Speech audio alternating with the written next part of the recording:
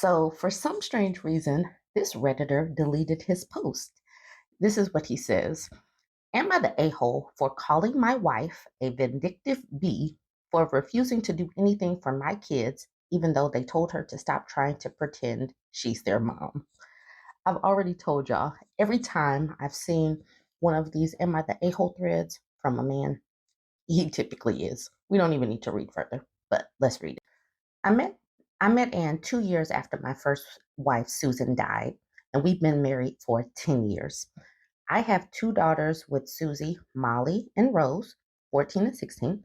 Ann and I have two sons, Tom and Paul, who are 5 and 2. Ann has used to be Ann was really involved with helping keep Susan's memory alive and accepted her place in the girls' lives. But after she got pregnant with Tom, she started to push her role as mom onto the girls, which caused many fights between Susan's family and me. She stopped celebrating Susan on Mother's Day and Christmas and even refused to attend what would have been Susan's 40th birthday at my in law's house.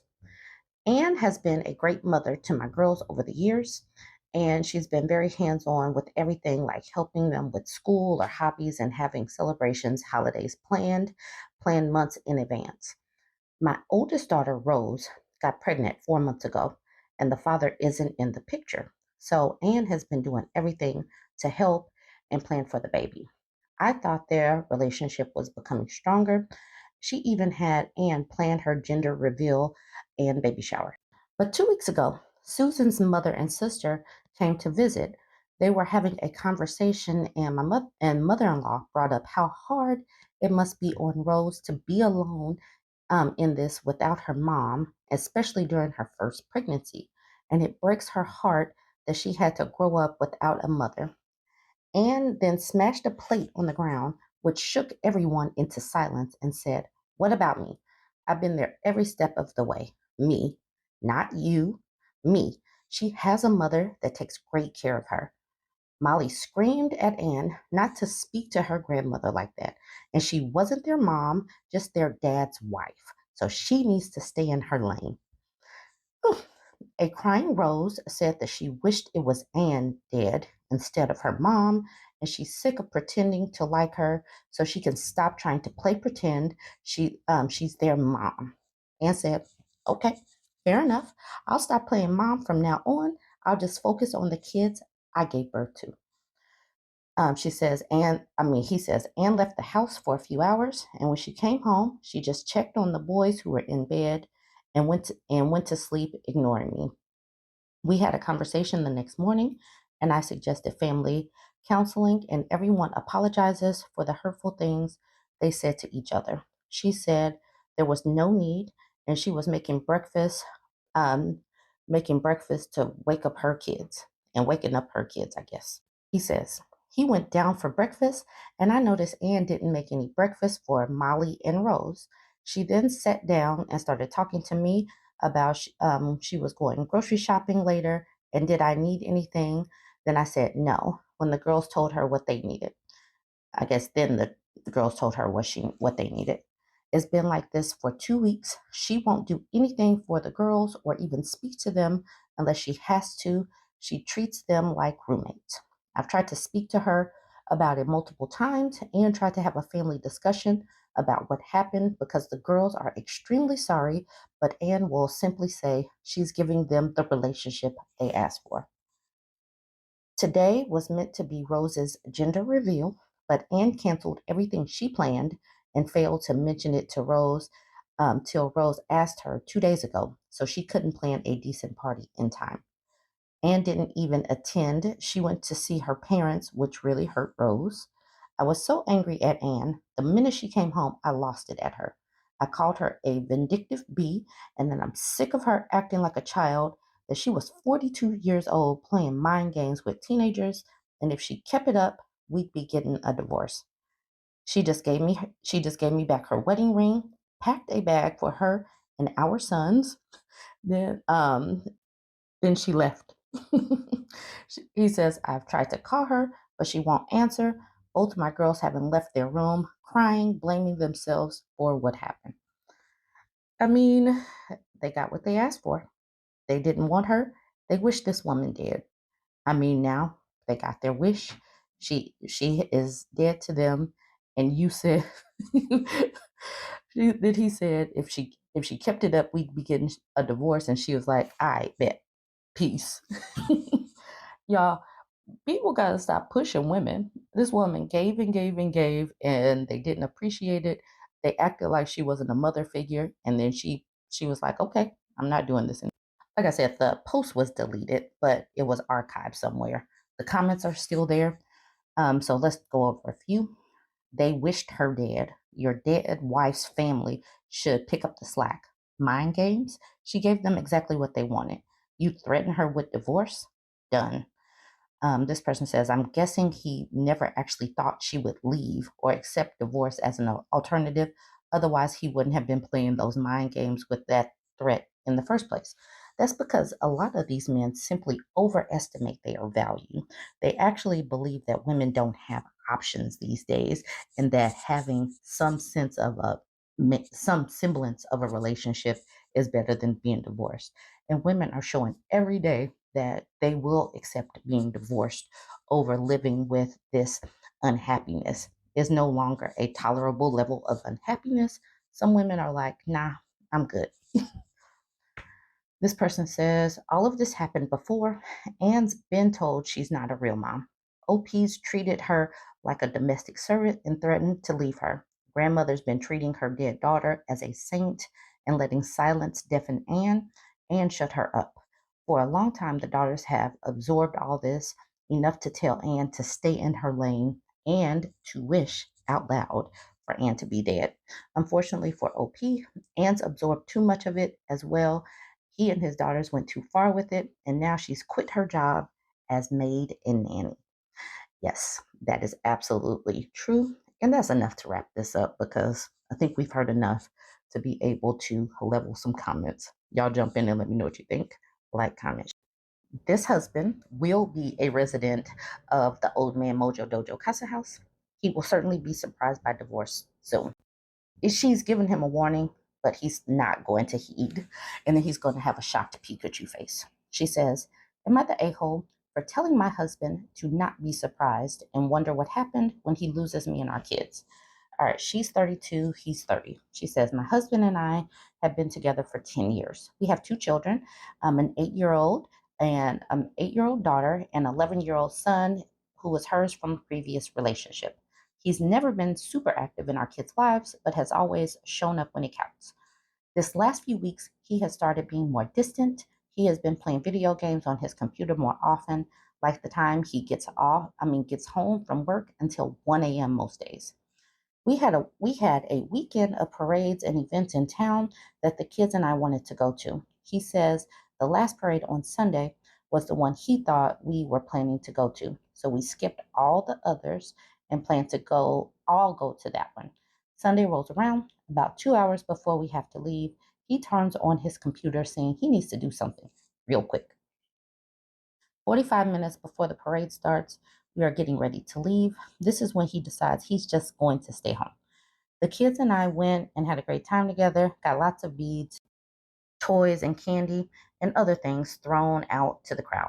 The kids didn't seem to show that they had any care that it was just the three of us. That following week, he wanted to start a server to be able to have for him and others to play on. It cost $80 to get started. I got paid in 3 days and told him he could wait until then to pay for it, but that I wasn't taking money out of our savings to do so. He turns around and calls his mom to borrow the money. When I found out about it 2 days later and asked where he got the money, he told me. My mother-in-law have always had somewhat of a strained relationship, and money has always been an issue. My husband knows how I feel about this. I told him it would be nice if he would have talked to me about it before cashing her and borrowing from her mother. And borrowing it from her. He tries to tell me he thought he did, then smirks because he knows for a fact he never did. He was trying to make me second guess myself. This was also on Valentine's Day. Neither the kids nor I received anything from him for it, but his server got paid. But I didn't make a big deal about it, and I just wanted to move on. That following weekend, our daughter had an art fair showcasing her artwork. She was super excited about going and us seeing what she did. He was up until 3 or 4 a.m. the night before on his game. Once again, the next morning, he refused to wake up the 4 times I tried. He finally woke up and started moving around as we were about to leave. He decided at that point that he was just going to stay home. My daughter didn't seem to mind, but my heart just broke. So the kids and I left without him. We go to her art fair and saw that she painted a beautiful picture. I was so proud of her and was so excited to see it up on the wall as well. We went to the activity room. I colored a picture for her. I colored a picture, and her and my son colored and made other crafts. My daughter then says to me, "I'm kind of glad Dad didn't come. You're more fun, and when he's not, you're more fun when he's not around. And he's always so grumpy and rushes us." As if my heart wasn't hurt enough, it took all I had not to cry. Afterwards, we went and got donuts from our favorite place downtown to celebrate her accomplishment, something my husband wouldn't have been happy to do or done. We get home after about 3 hours, and there he is on his computer. He can tell I'm upset and asks what's wrong. I told him it was sad that he couldn't take 3 hours out of his day to make his daughter feel special and show up for her, and that when he wakes up one day alone and the kids go no contact with him, to not be so surprised, and that he only has himself to blame. He laughed and said, "Whatever," and went back to playing. So, am I the a hole? There's literally nothing in this post that makes her an a hole. And I'm kind of exhausted from women thinking that men's behavior is something for them to embody or take on or be responsible for. We are not responsible for their behaviors. No, you're not the a hole. Someone says to her, "Not the a hole. He's checked out and possibly has a video game addiction. Listen to what your daughter said. She is saying life is better without him, that she's happier when he isn't involved, and that he's making you miserable. It's time to leave him before your daughter loses respect for you." I am telling you this because I was that girl, and many years later, I asked my mom why she didn't leave him. She said it was because she thought two parents were better than one, but it's not. One happy parent means a happier household and a happier life. Two parents where it's an unhappy walking on eggshell house means a shitty upbringing. And the OP says two is better than one is a lot of my reasoning. People really valorize having a two-parent household, but if one parent is doing all the work and the other is checked out, it's not really a two-parent household. This person says, "Not the a-hole, but it's hard to believe you typed all that out up to and including the whatever while laughing at you and ask if you were the a-hole. He's completely checked out to the point where your daughter knows and is already happier when he's not around to F things up with his selfishness and piss poor attitude. You should work on that waking up alone thing as soon as possible." And she says, "I feel like I am for not just being grateful that I have a father for my children that provides a roof over our heads, but the responses are showing me this isn't okay or normal." And the last comment that's really important, she's like, "We rent. His income is twice what mine is. I can't afford an apartment on my own. It would take almost everything I make a month, not including utilities, food, etc." So that's another reason why she's not really wanting to leave him right now. All right, guys, that's about enough. You guys go ahead, jump in the comments. Let me know what you think. Don't forget to like, comment, and share. I say all the time, when women make these "Am I the a-hole" posts, they are simply looking for validation for normal human emotions. She says, "Am I the a-hole for not siding with my boyfriend over my daughter? My boyfriend Sam, who's 30, moved into our house I share with my daughter Ella, who's 13, 8 months ago. This is the first relationship I've had since Ella's father and I split up 8 years ago. Her and I have always been very close. Ella had met Sam prior to this and knew we were serious. She was shy when he first moved in and spent even more time in her room than usual. We would invite her to watch movies or play games, but she only wanted to spend time with me. The problem is, Sam loves to aggravate people. He openly admits this. He loves to pick on people and has taken jokes too far on occasion. He also has deeply traditional thoughts that elders should be respected and that children should obey, no question.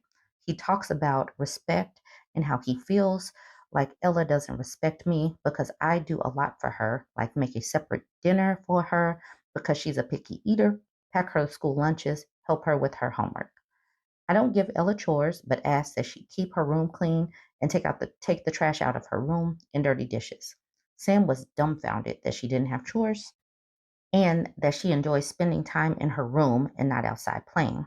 He started calling her lazy and whiny, which obviously upset Ella. When she would bring dirty cereal bowls out of her room and not dump them out, he would call her lazy and stupid. After a while, she started to retaliate by calling him names too, like the B word.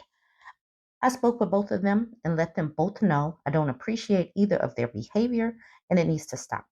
I wanted Sam to make the first move as an adult to set an example, but he says he's not kissing her butt and letting her run this house. Ella says she's tried to ignore him, but he won't stop. It escalated last weekend when he was driving Ella and a friend to the store and they were talking in the back seat. Sam told them they talk about stupid stuff and he doesn't want to hear it. So they needed to shut up. Okay. When I found out, I asked him why he would do that. He said they talk about weird things and he didn't want to listen to it. We got into a huge fight and he called me out for not having his back and letting my daughter treat him like garbage. He said I needed to be more authoritative and impose more punishments on Ella for treating him disrespectfully and letting her do whatever she wants. Strangers of the internet, please advise. Am I the a-hole? So she gives some edits. Sam is from out of state here for a job, think oil and gas. He moved in when his job relocated to another state. He didn't show any bad behavior towards children before, and when he first moved in, he and Ella got along. He was disappointed when she didn't want to join us for movie nights, but those aren't Ella's things. This behavior started 2 months ago and hasn't been going on the whole time. And some people are offended thinking Sam called Ella the B word. No, Ella calls Sam the B word. So this dude has already overstayed his welcome. He has said many things that would get a person kicked out. You are a guest. And while Ella and this mom may need to work on some things, Ella is a teenager, and that is her mom's place to discipline her and give her more structure. It is not Sam's job to do that, especially since he is disrespectful. He can't come in demanding respect and think that it's going to turn out well and act like he's some authority simply because he is an adult. It doesn't work like that. And no, you're not the age. So it looks like Ella, the daughter, weighed in. She says, "Hi, Mom. To the people of Reddit, I'm Ella. First of all, not the a hole. He needs to leave. You heard this from me, my friends, your friend, leave him." And the OP just says, "Hi, Ella."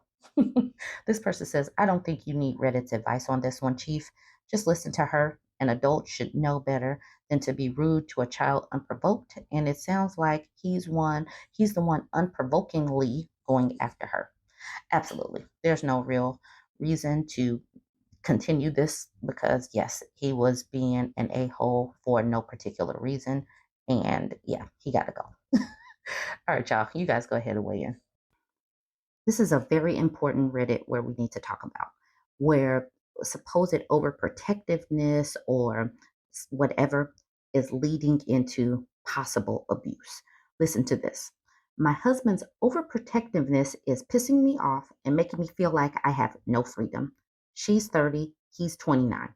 She says, "My husband is a good person."